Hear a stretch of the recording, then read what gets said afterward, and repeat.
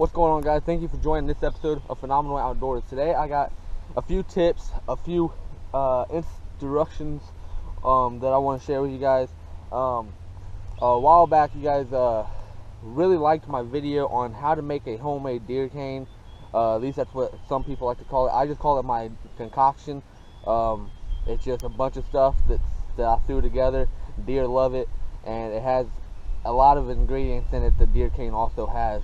So that's why it's homemade deer cane, but it's really not deer cane. It just works like a charm.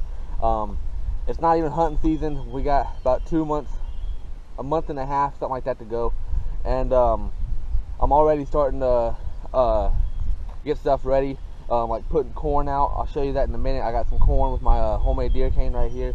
Got a trail camera right there. Got 2 other trail cameras down there, running trail cameras, doing all that good stuff. So I am going to be starting a new series, and like making videos throughout the time before season, and showing you guys how I'm getting ready, what I'm doing to prepare myself, and this and that. So there's going to be a few bow shooting videos in there, just a few attractant videos like this, you know, maybe sometime when I have to come out and put more down because this was all gone, I'll make a video on it. But what I wanted to talk about today is something that a few of you guys have requested from a long time ago, and I just never really got around to it.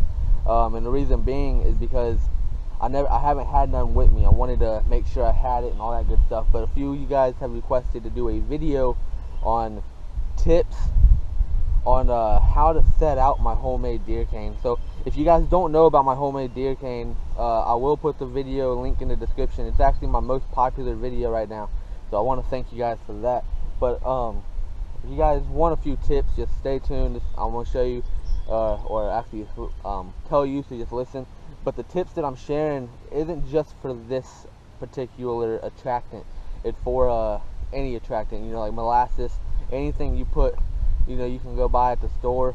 These tips will most likely work. I'm just going to share what I know from experience and a few tips. So number one, I guess, is when you're taking any, and I'm going to say any, just like I said, it's not just for this attractant, it works for this, but the deer cane that you can buy at the store, the molasses, the buckberry juice, and all that good stuff, when you're taking an attractant, put it in something that is also an attractant. A lot of people like putting liquids and stuff like that in dead logs and all that good stuff, and that works if the deer are already used to coming to that area. Me personally, I've never tried that stuff. I mean, I've never put anything in a log. I usually always mix mine with corn.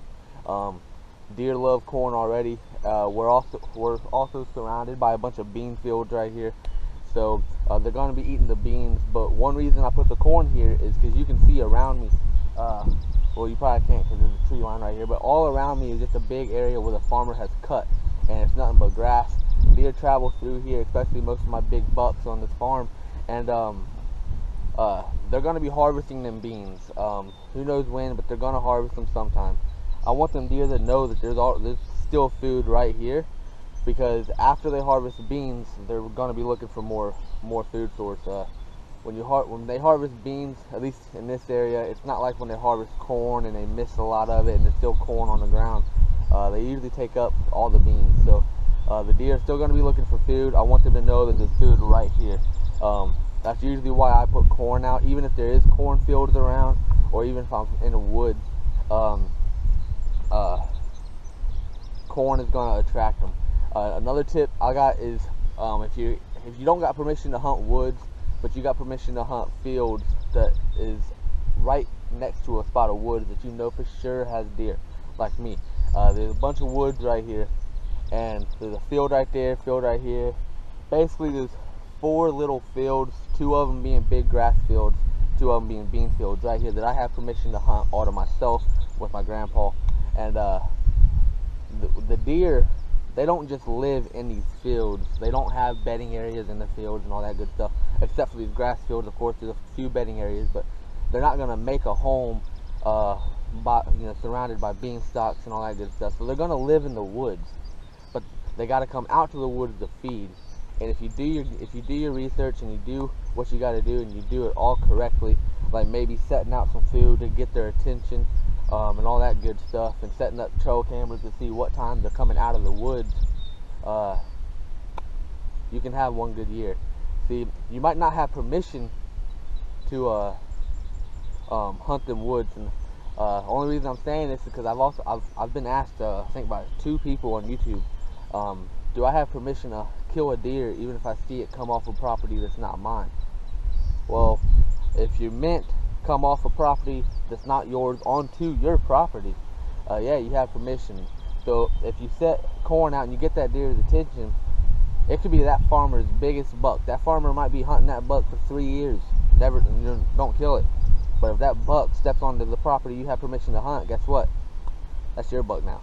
So a lot of people, not a lot of people, but 2 people, 3 people maybe, have asked me that. So that's a little tip. Just do your stuff, and even if you're only hunting big grass fields, if there's areas around that holds deer, like these woods right here, I used to have permission to hunt, so I know there's big deer in there. And if you do what you got to do, and if you play it smart, you will get them deer to come out. Right now it's summertime, and most of the deer are feeding at night because of these hot summer days and cold summer nights and all that good stuff. Cold summer nights, warm, I don't even know. But anyway, let's get back to the attractant. So a few of you guys have also been wanting me to make a how to turn my homemade deer cane into a block video. I do want to say I apologize for waiting so long. Just haven't really got around to do it. Number one, because it wasn't around the time that I liked to set out my attractant. Plus, it was out of season when I started getting blown up for it, and I didn't want to go, to the store, buy some stuff just to make a block and not use it, because at that time, when you guys were requesting it, I didn't plan on putting it out. So a block video might come soon. I'll probably wait until next time I gotta put it out. That way I buy it and I know I'm going to use it, and I'll just turn it into a block for you guys. I'll keep that in my mind. But tips on how to set out the attractant, that's really all up to you. There's really no way personally to set it out. Like I said, I personally love mixing it with corn or something. Maybe if you got like a salt block, drape it over the salt block. I've done that before too, but you can also put it in logs and stuff like that. Like I said, a lot of people like doing that, and I know it works, but me personally, I've never tried it.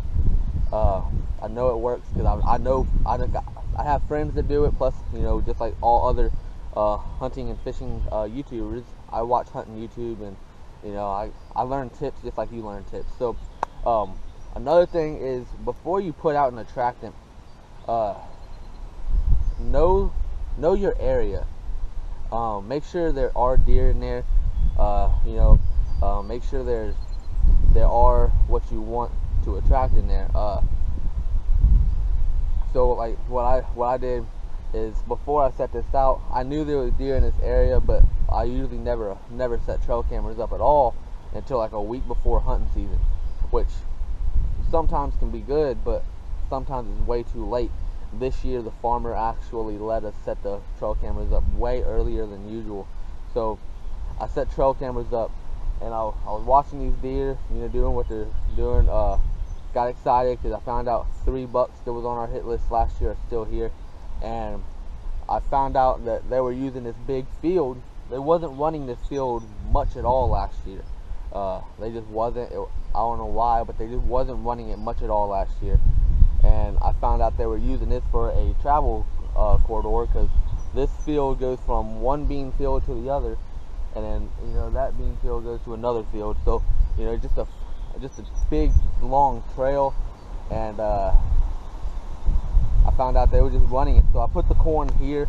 I'm probably not gonna. I might not hunt in this area. I could put a blind right there, but I kind of just put the corn here to see what's going on. We still got time to make our decisions for hunting season. So this attractant right here isn't really to get the deer here to come kill them. I kind of wanted to put it here just to see what's all here, what's still here from last year, what bucks are still here, and all that good stuff. Another thing, talking about bucks, a few of you guys have asked me, does this work for does, bucks, or both? I gotta say both. In the winter time is when you're gonna get most activity from bucks. It's a sweet and salty substance. Deer, bucks, and does, and fawns, they all love it. In the daylight, you're gonna see mostly does eating it, fawns eating it. But if you're in the winter time, the bucks are looking for that sweet stuff, and that's usually where I've had most success seeing bucks on trail camera eating my homemade deer cane. Don't get me wrong, they're still going to eat it during season, you know, at nighttime, all that good stuff. And I've also had pictures of them, videos of them eating it daytime too. So the bucks and does definitely love it, but at least where I am, I usually don't see bucks hammer it until nighttime hours or winter time. So that's that. That was just a few tips I wanted to share. I got a trail camera video coming soon. A few of you guys have wanted to know how I have been like placing my trail cameras, and if I could do a quick tip on how to place my trail cameras. And I figured I would. There's really not much to it. I'm not a huge trail camera tech, so like I don't take that stuff to the extreme, and I don't have no special settings and stuff like that. But I do have all my cameras set the same, so I will go over them and let you guys know where's the best place to set a trail camera on the property like I hunt, and how I do it. So that's probably the next video going to be coming. Guys, I do want to say I'm not gone from YouTube. A lot of you guys have been like emailing me and stuff saying where have you been, this and that, and I'm not gone. I just had a few things to take care of, and like a lot of YouTubers, kind of just needed to take a little break. But you know, the series, hopefully you guys enjoy it. I figured it'd be something to do other than fishing. I haven't been fishing in forever. I'm starting to miss it, to be honest, so a fishing video might come soon. But I figured I'd do this series on what I'm doing out of season to prepare myself for the season. So guys, hope you like this video, and stay tuned for more videos to come. Like, comment, subscribe. Hope you learned something today. Thank you for watching.